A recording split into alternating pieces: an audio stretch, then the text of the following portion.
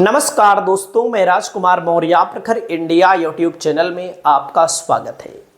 बहुत बड़ी खबर आ चुकी है समाजवादी पार्टी से। समाजवादी पार्टी के राष्ट्रीय अध्यक्ष अखिलेश यादव 2027 में सरकार बनाने के लिए लगातार जमीन पर मेहनत कर रहे हैं, लगातार अनेक जिलों का दौरा कर रहे हैं और पीडीए को मजबूत करने के लिए पीडीए पंचायत भी समाजवादी पार्टी में चल रही है।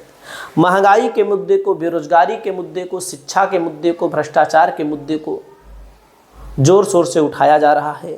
वहीं पर आप लोग देख रहे हैं शिक्षा के मुद्दे पर अगर हम बात करें तो सरकार ने ऐलान किया है, सरकार ने मंजूरी दी है कि उत्तर प्रदेश में जहां 50 से कम वाले बच्चे हैं, जहां बच्चों की संख्या 50 से कम है, उन स्कूलों का दूसरे में मर्जर किया जा रहा है। आप सब जान सकते हैं कि उत्तर प्रदेश के प्राथमिक विद्यालयों में कौन लोग पढ़ते हैं। दलित, पिछड़े, आदिवासी, मुसलमान, सवर्ण भी पढ़ते हैं। जो गरीब हैं, जो अमीर हैं, उनकी बात हम नहीं कर सकते हैं।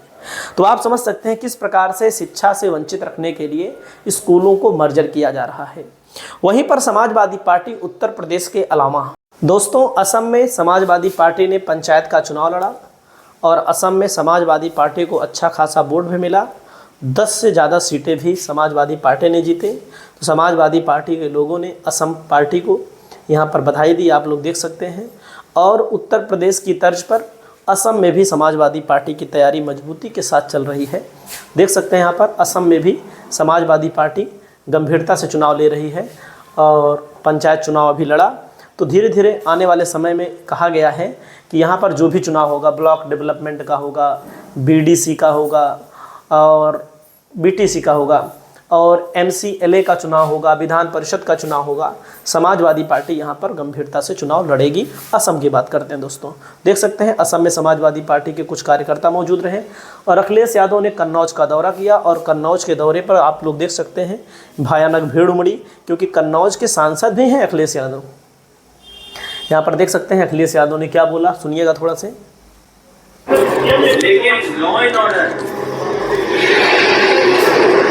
लॉ एंड ऑर्डर, कानून व्यवस्था इस सरकार में पूरी खत्म हो चुकी है। कोई सोचिए एफआईआर लिखाने जाए जिसके खिलाफ, वही जिंदा मार दे थाने के सामने। पुलिस को पकड़ रही, पुलिस वसूली करते हुए पकड़ी जा रही हो और कोई जिला ऐसा नहीं है जहां पर वसूली की शिकायत न हो या भ्रष्टाचार की शिकायतें ना हो। कोई जिला नहीं बचा है। और फिर ये लोग तो कानून व्यवस्था पे कह रहे थे, कम से कम इन्हें टॉप 10 माफिया जिले के घोषित कर देते। पूरे प्रदेश के तो घोषित किए नहीं इन्होंने। कम से कम जिले के जो टॉप 10 माफिया हैं, अपराधी है, मान लीजिए टॉप 10 कन्नौज के अपराधी कौन है, कानपुर के टॉप 10 कौन है, प्रयागराज के टॉप 10 कौन है, फतेहपुर के टॉप 10 कौन है। कौशाम्बी का चलो ना दिखाओ, बताओ, क्योंकि कौशाम्बी वाले ने तो केस वापस ले लिया, सरकार ने केस वापस ले लिए। शायद टॉप 10 में ना आए उन लोग, लेकिन जिले के तो टॉप 10 सरकार को घोषित करने चाहिए। गोरखपुर का टॉप 10 कौन है, कुशीनगर में टॉप 10 कौन है, बनारस में टॉप 10 कौन है, मिर्जापुर में टॉप 10 कौन है अपराधी, चंदौली में टॉप 10 अपराधी कौन है, गाजियाबाद में टॉप 10 कौन है, इटावा में टॉप 10 माफिया कौन है, फरीदाबाद में टॉप 10 माफिया कौन है। जब तक इनको आप नहीं पकड़ोगे, कार्रवाई नहीं करोगे, तो आप क्या उम्मीद करोगे लॉ एंड ऑर्डर ठीक होगा? और उसी का परिणाम है कि थाने के अंदर कोई एफआईआर लिखाने जाए, उसको जिंदा मार दिया जाए गोली। देख सकते हैं दोस्तों, जाहिर सी बात है, भाजपा सरकार दावा करती है कानून हमारे यहाँ सही चल रहा है और जब कहती है समाजवादी पार्टी के लोग ही अपराधी हैं, माफिया हैं, तो सरकार को घोषित कर देना चाहिए अलग अलग जिलों में कौन कौन से लोग अपराधी हैं, टॉप 10 हैं। वहीं पर मरीज के लिए स्वास्थ्य व्यवस्था पर इन्होंने क्या बोला, सुनिएगा। कभी हुई नहीं।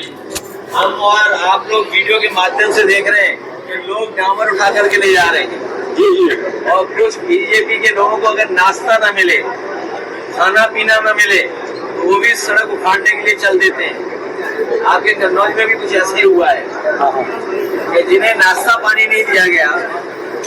बीजेपी की सरकार अलग तरह की है, झगड़ा हो रहा है हर जगह। आपके बगल के जिले में डीएम और सीओ में झगड़ा हो गया। डीएम सीएमओ में किस बात के लिए झगड़ा हो? उनके झगड़े में हमारे विधायक भी पड़ गए बीजेपी के, वो भी लेन देन को लेकर के न जाने क्या क्या शिकायतें हो रही है। बिजली विभाग, स्वास्थ्य विभाग में झगड़ा चल रहा है। हरदोई बगल के जिले में सोचिए बिजली नहीं दे रहा है बिजली विभाग। मेडिकल कॉलेज में लोग पंखे से रह रहे हैं, सोचिए आप। मरीज आईसीयू में बिना बिजली के कैसे जीवित रहेंगे? बिजली नहीं आई एक जिले में, डायलिसिस हो रही थी, डायलिसिस से मर गया आदमी। सोचिए आम आदमी गरीब डायलिसिस के लिए गया और बिजली न मिले और जिंदा मर गया। सोचिए जान बचाने के लिए इलाज चल रहा था, बिजली विभाग में बिजली नहीं दी, जान चली गई। और स्वास्थ्य विभाग में ट्रांसफर ही नहीं हो रहे हैं क्योंकि वहाँ कुछ खबरें आ रही है अलग तरह की। वहाँ पर डायरेक्टर भाग गया।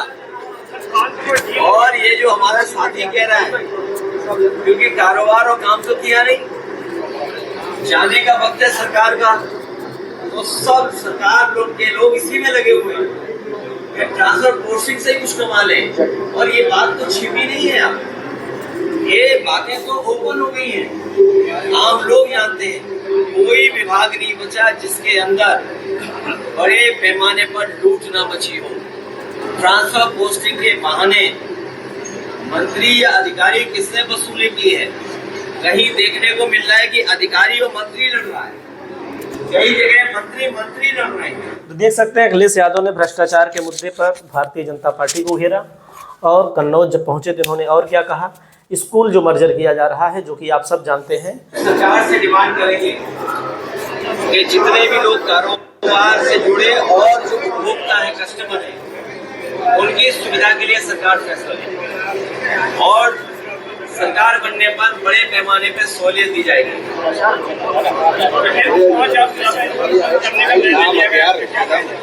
समाजवादी पार्टी इस फैसले के खिलाफ है क्योंकि मर्जर और इस तरह के स्कूल बनने का मतलब है कि जो लक्ष्य रखा गया था उस समय, कई रिपोर्ट्स हैं, कई समय पे लोगों ने पक्ष रखा। जो मिड डे मील की स्कीम इसीलिए लागू हुई थी कि अधिक से अधिक बच्चे पढ़ने आए स्कूल में और प्राइमरी स्कूल में पढ़े जाकर के, घर से बहुत दूर उन्हें जाना ना पड़े। और अगर घर से दूर होगा तो सरकार के पास क्या इंतजाम है पब्लिक ट्रांसपोर्ट का, कि बच्चे कैसे पहुंचेंगे और खासकर हमारी बेटियां कैसे पहुंचेंगी। हमारी बहनें, हमारी बेटियों के लिए वहां तक जाना, सरकार के पास क्या पब्लिक ट्रांसपोर्ट सिस्टम होगा? सरकार क्योंकि नौकरी नहीं देना चाहती है, इसीलिए स्कूलों को कम करना चाहती है। नौकरी का मतलब सरकारी नौकरी, और सरकारी नौकरी न देने का मतलब है आरक्षण को छीन लेना। देख सकते हैं जाहिर सी बात है, जो स्कूलों का मर्जर किया जा रहा है ये गलत हो रहा है क्योंकि बहुत सारे बच्चे, बहुत सारे स्कूल हैं हमारे गांव में ही, अगर उसमें 50 से कम बच्चे हैं उसका मर्जर हो जाएगा, जो दूसरे स्कूल में जाएंगे, दूसरे स्कूल की दूरी करीब 3 किलोमीटर है, तो 3 किलोमीटर बच्चे कैसे जाएंगे? किसी का भी मामला हो, कहीं का भी मामला हो, सरकार को व्यवस्था लानी चाहिए, कैसे पढ़ाई हो, कैसे लिखाई हो। और असम में समाजवादी पार्टी एंट्री कर चुकी है। पंचायत चुनाव में समाजवादी पार्टी को भयंकर जीत मिली है, 10 सीटें ही जीती हैं। छोटा ही चुनाव है पंचायत चुनाव, कोई बात नहीं है। आपकी क्या राय है दोस्तों? आप अपनी राय को कमेंट करके बताइए। नमस्कार।